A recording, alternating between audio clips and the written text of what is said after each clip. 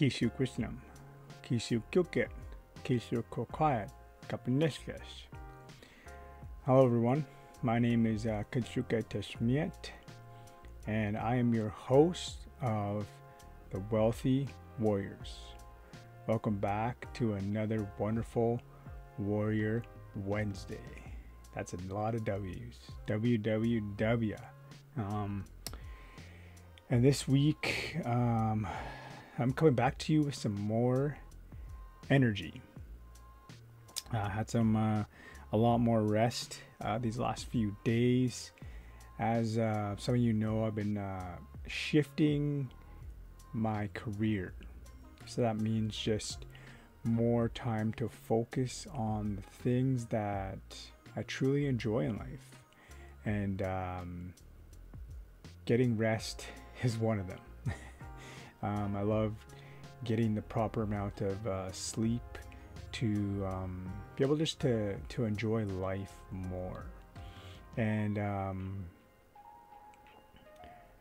just focusing on self-development as well, and growing and learning, and bringing this beautiful podcast to all you amazing folks out there. So thank you, Sukani, for tuning in. This week I kind of want to talk about something that a lot of people have lost touch with. At one point in our lives, we all had plenty of this thing. And so as a kid, when you go to a place, or you do something, or you watch a TV show, it's like magical. Have you ever been to a place where you just truly enjoyed as a kid, and it just it seems surreal at the time? Or you watch this TV show and it just draws you in, and it just brought you away from the world.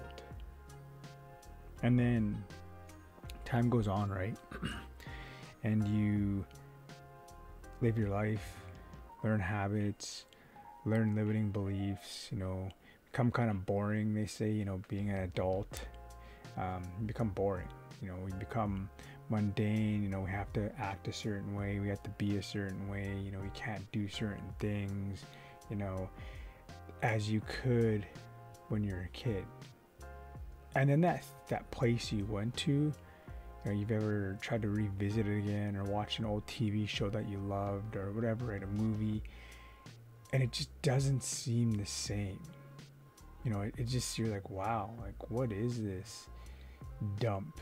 Basically, this thing is this place is this isn't even that good as I remember it. Have you ever said, I guarantee you've been that person that said, this isn't as good as I remember it. And there's one thing that we're lacking when we say this, when this situation happens, and this is to become with us becoming boring, and that is our imagination. Just let that sink in for a second. Our imagination is what allowed us to create a world of opportunities, a world of curiosity. You could pick up 2 or 1 or whatever plastic figures and play with and create a story, and just get lost in time. Or you can make a fort. You could just get blankets and put it over an object, and it became this fortress, this amazing thing. You could have a cardboard box, and you would just play for hours on end, right? That's because of our imagination. Our imagination is what allowed us to do these things. And most adults, we still have our imagination. We're just using it in a way that doesn't serve us right, doesn't serve us, properly.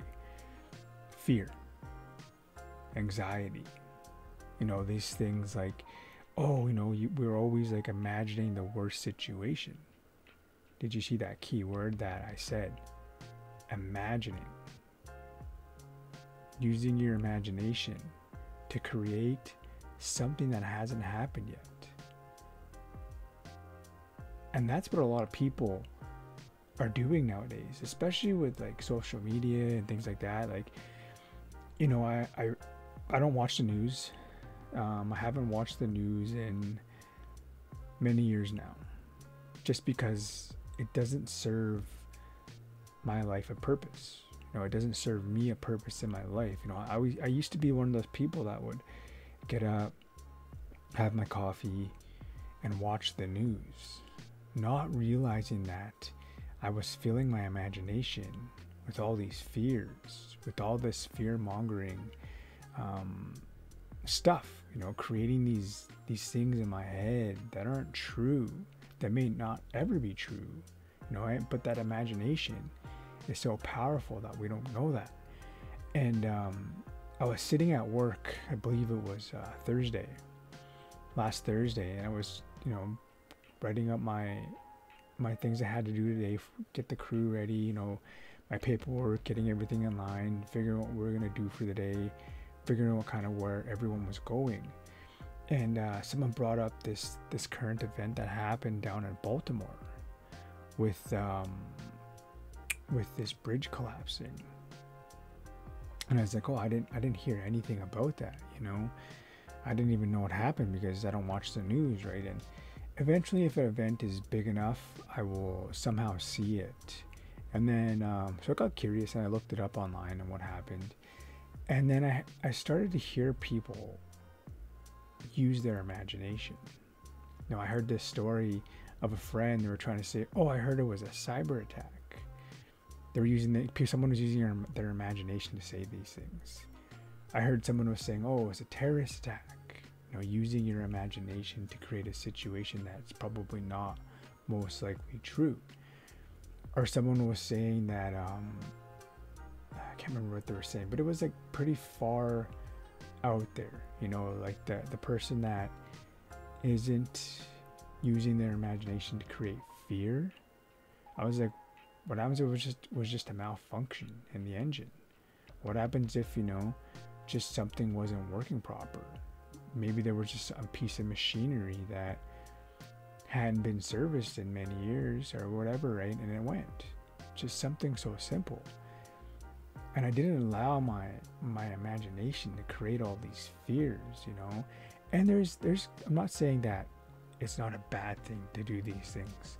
But sometimes, using your imagination to create something that hasn't happened yet doesn't serve us a purpose. Our minds are so powerful that usually what we believe always comes true. Not always, I should say, but it tends to come true because of the way our brains are wired. You ever heard of the red car, or the red car effect? It's basically, if you've ever were interested in buying a vehicle, say you were just looking at buying a red Chevy Silverado, and you went to the dealership and you looked at it, and you've been looking at it online and you've been doing your research on it, and all of a sudden you start looking and you start noticing a lot more red Chevy Silverados. Is there some reason why, did somehow everyone else go out and buy a red Chevy Silverado? No. These red Chevy Silverados were always there. They were always in your plain sight, your plain view. But our brains, there's so much happening throughout our day-to-day life that our brains have to filter out many things, and it's a part of our NLP, neural linguistics programming. Let me say it again, neural linguistics programming, NLP. It's a part of our brain where we only see what we want to see, like that red Chevy Silverado, for instance. You really want it, so now you start seeing it more because it becomes more of a of a high demand, I guess, that you know, it's your brain is pointing it out more because you notice it now. But it could be like that for a white Honda Civic, you know, just for instance, say you're looking at you've been looking at a Honda Civic and you want white, and then all of a sudden you leave the dealership because you didn't buy it yet, because you're going to think on it. You're going to start seeing a lot more white Honda Civics, white cars, you know, white Honda Civics, because your filters are programmed, and that's within your filter, your programming in that current state of mind. So using your imagination can be a good thing, you know. Believe it before you see it, you know.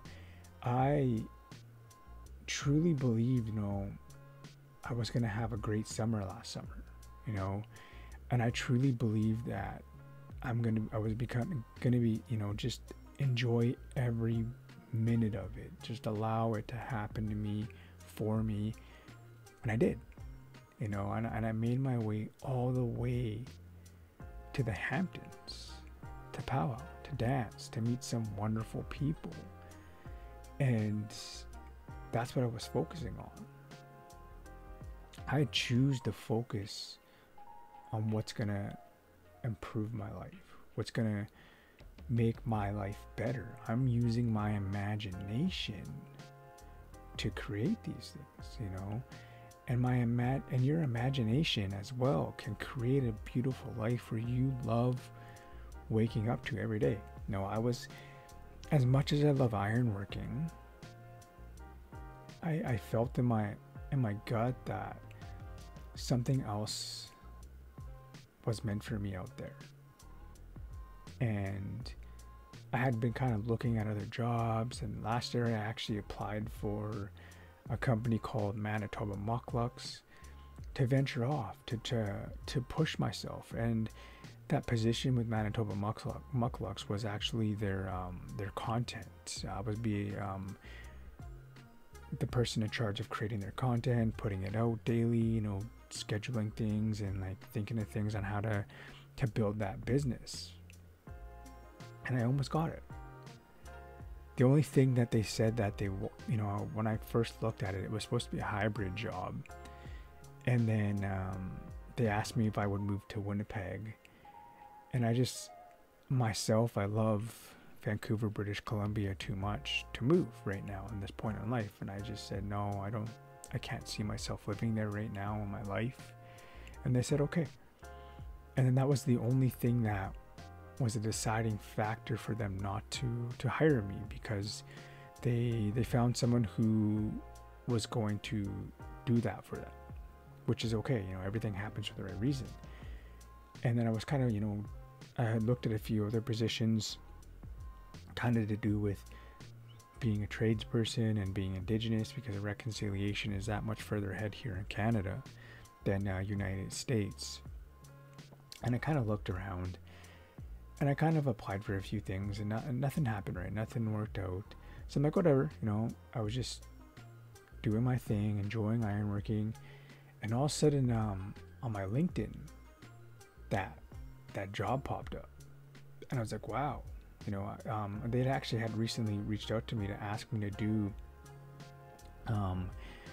this training that they do. So every person who comes onto these projects, BCIB projects, has to go through a training downtown Vancouver at the office, where you have to learn about, you know, what happened to Indigenous people, and like, you know, some other things as well, and trying to create a new culture and awareness. So they were asking me if I could come in 2 times a month to be able to do that, but just with my schedule, you know, being a foreman, I couldn't do that. I said, sorry, I can't do that. You know, I can't really be taking time away from my crew and the company to come do this, as much as I would love to. And as like not even a week later after they asked that, this thing popped up, this position, this job, and I was like, wow, this is full time, and this is this is okay money. Like, so I was like, you know what? I created my resume, and then I threw it out there, and boom, just like that, they wanted me to come in for an interview. And none of this would have ever happened if I wouldn't have used my imagination and my filters to look for something new, to look for something to grow myself, to expand me. So start to use your imagination to create a world that you want, a world that you want to wake up to. Now that I have more time, I can create more content. I can get back to practicing my culture, doing things, doing more performances. I just started training with my trainer again, which I truly missed. The only reason I couldn't train with him is because I work out too early. I work out pretty early. I'm not gonna lie, some mornings were hard to get up, but I enjoyed how I felt afterwards. And he worked later at night with some clients, so he just couldn't do it. Didn't work out. And now I can. I had my first trainer session with him in a while. I had my training session with him, and it felt good. It felt good. It was just that little bit of extra push that I need to grow. And none of this would have happened. So I want to challenge you to use your imagination this week to create a life you love waking up to every morning, where you wake up and you have a smile, where you don't dread hitting the alarm clock and snoozing. This is what this community is about growing. That's what wealth is. Wealth is more than just money. Wealth is abundance of health, abundance of gratitude, an abundance of joy. These things are wealth. In the indigenous communities for many centuries, we didn't have money. We didn't have currency. We found wealth in prosperity and things like food and nature and things like that, and water and these simple little things. And we gave gratitude daily, and there was just a simplicity to life. I can't really speak for it because I've never experienced it, but just from what I've seen and what I've heard through stories, there was less, I guarantee there was less depression, suicide.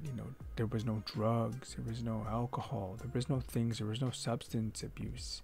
We fished, we would hunt, the occasional war, the occasional fight. But in all reality, there was none of this bills and, things like that. And it was a different time.